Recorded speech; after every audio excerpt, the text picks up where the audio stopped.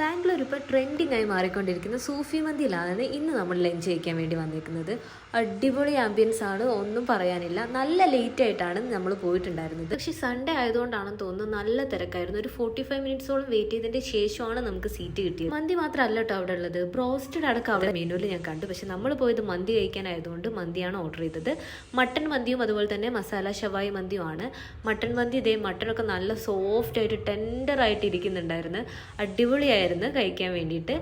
ആദ്യം മട്ടൻ മന്തിയാണ് ഞാൻ കഴിച്ചു നോക്കിയത്, അത് അടിപൊളിയായിരുന്നു. അതിനുശേഷം ഞാൻ മറ്റേ മസാല ഷവായി മന്തി എടുത്ത് കഴിച്ചു നോക്കി. അടിപൊളിയാണ് കേട്ടോ. എനിക്ക് ഇതാണ് ഒന്നും കൂടെ ഇഷ്ടമായത്, ഷവായി.